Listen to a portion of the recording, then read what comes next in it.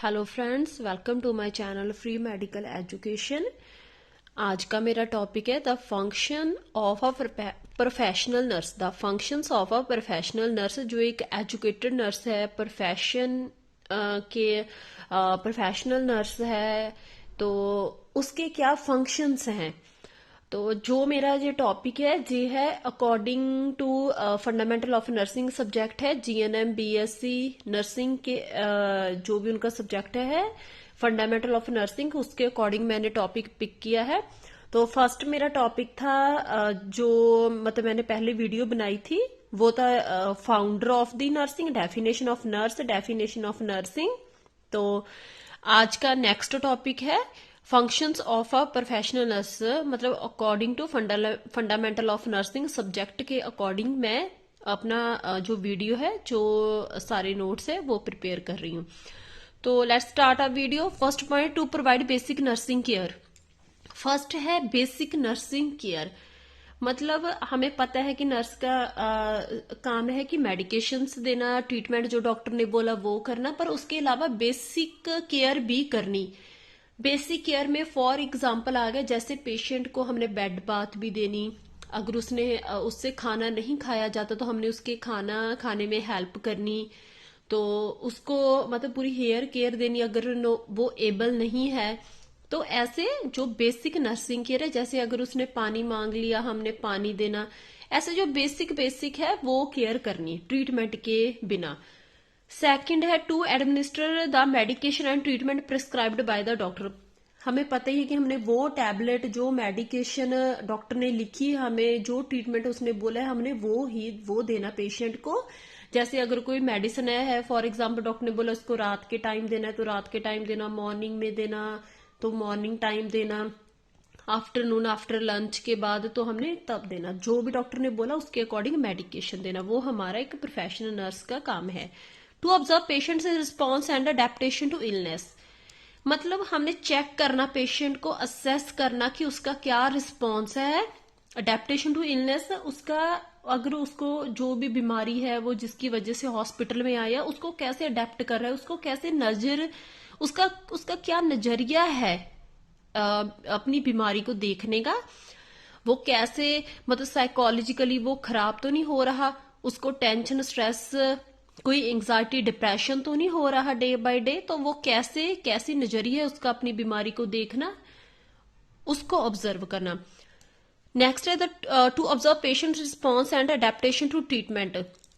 मतलब अगर उसकी जो बीमारी है उसका ट्रीटमेंट हो रहा है, उसको हम दवाइयां दे रहे हैं, उसका कैसा रिस्पॉन्स आ रहा है, दवाइयों से फर्क पड़ रहा है, वो अपना ट्रीटमेंट प्रॉपर ले रहा है। अगर उसकी जो बीमारी, उसको जो दवाई हमने दी है, सपोज करो डॉक्टर ने बोला इसको 5 डेज के लिए देना है, तो अगर वो इंजेक्शन से उसको ट्रीटमेंट में कोई सुधार नहीं आ रहा, उसकी हेल्थ में कोई चेंजेस नहीं आ रहे, तो उसको ऑब्जर्व करना कि उसका क्या रिस्पॉन्स है, वो ठीक हो रहा है दवाइयों से, तो उसका उसका क्या नजरिया है, उसकी बॉडी का क्या रिस्पॉन्स है ट्रीटमेंट से, वो ऑब्जर्व करना। To teach self care. देखिए ऐसे नहीं है कि अगर पेशेंट मतलब क्या पता वो मतलब फॉर एग्जांपल वो टेंशन में है, वो उसकी हॉस्पिटल का थोड़ा एनवायरनमेंट भी ऐसा होता है कि नॉर्मल जो लोग हैं वो थोड़ा स्ट्रेस में चले जाते हैं, साइकोलॉजिकली थोड़ा स्ट्रेस में चले जाते हैं। तो हमने उसको बोलना है कि अगर आप फॉर एग्जांपल आप उसकी बेड बाथ दे रहे हो, तो उसको बोलो कि आप थोड़ा साइड ले लो, मतलब उसकी पार्टिसिपेशन करवाना केयर में। उसको बोलना कि आप खुद कैसे केयर कर सकते, क्योंकि वो बॉडी की थोड़ी एक्टिविटी करेंगे तो थोड़ा फ्रेश फील करेंगे।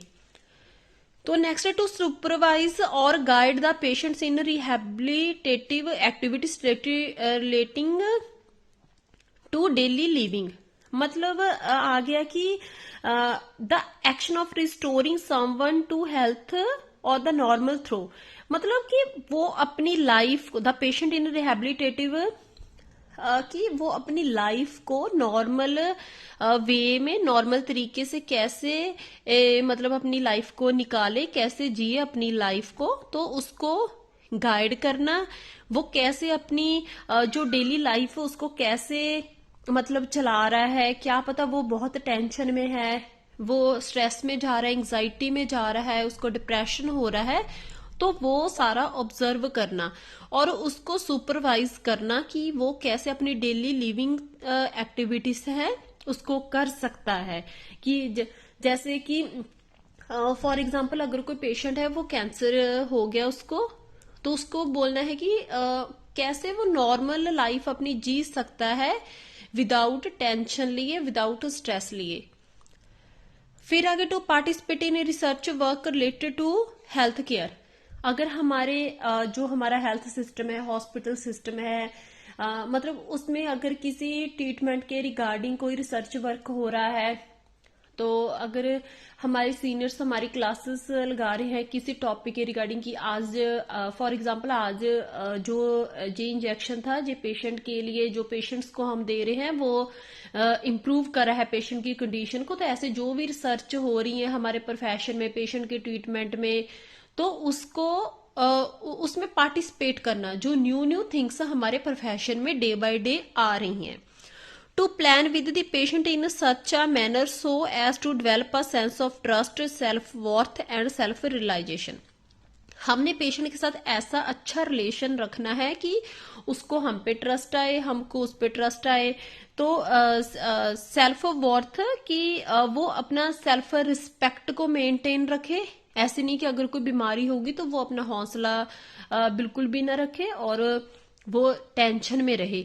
सेल्फ रियलाइजेशन की वो अपनी जो उसकी फुलफिलमेंट ऑफ ओन पोटेंशियल, मतलब उसकी अपनी जो पावर है, जो सेल्फ पावर है बीमारी के लिए, वो उसको यूज करे कि मतलब अपनी उसका अपना सेल्फ कॉन्फिडेंस हो कि ऐसे नहीं है कि वो बस बीमारी होगी तो वो टेंशन में जाए। तो उसको ऐसे ट्रीट करना है कि वो अपना सेल्फ ट्रस्ट हो, उसमें अपनी सेल्फ कॉन्फिडेंस हो बीमारी के साथ लड़ने के लिए। 9th है to teach and supervise the nursing students. अगर हमारे जैसे हम सुपरवाइजर हैं वार्ड के, जहां हम सीनियर है वार्ड में जहां पे हम काम कर रहे हैं, तो वहां पे जो भी स्टूडेंट्स आ रहे हैं, जो हमारे जूनियर स्टाफ आ रहे हैं, उसको टीच करना अच्छे से। ऐसे नहीं है कि उनको हम कुछ बताई ना बस बोल देंगे ये चीज है जे पेशेंट को दे दो, ये टैबलेट है जे पेशेंट को दे दो। तो ऐसे नहीं है, हमने उनको बताना कि ये टैबलेट या ये इंजेक्शन जो आप दे रहे हो ये किसके लिए यूज होता है, कैसे देना है, क्या प्रिकॉशंस हैं जो हमने फॉलो करनी है, ऐसे उनको प्रॉपर टीच करना। To maintain her own physical and mental health. हमने अपनी फिजिकल हेल्थ को भी मेंटेन रखना है। ऐसे नहीं कि हमने खाना नहीं खाया हम काम करते जाएंगे, तो पेशेंट की हेल्थ को भी, फिजिकल हेल्थ को मेंटेन रखना कि वो खाना खा रहा है, वो डाइट प्रॉपर ले रहा है, और उसके साथ साथ उसकी जो बेड बाथ है उसकी प्रॉपर केयर करना, बॉडी केयर भी करना। और मेंटल हेल्थ, अपनी भी मेंटल हेल्थ को ठीक रहे। ऐसे नहीं कि हम बहुत ज्यादा काम कर रहे हैं, स्ट्रेस में जा रहे हैं, तो अपने माइंड को भी रिलैक्स रखना, एज वेल एज पेशेंट को भी साइकोलॉजिकल सपोर्ट देनी। अगर वो हॉस्पिटल में है, उसको कोई इलनेस, उसकी ऐसी बीमारी है, तो उसको भी सपोर्ट देनी। खुद भी अपना फिजिकल और मेंटली फिट रहना और पेशेंट को भी मेंटली और फिजिकली फिट रखना, क्योंकि अगर हम फिट होंगे तो पेशेंट की तभी केयर अच्छे से कर पाएंगे। Thank you to all. अगर आपको मेरा टॉपिक अच्छा लगा तो इस पर कमेंट जरूर करना। Thank you.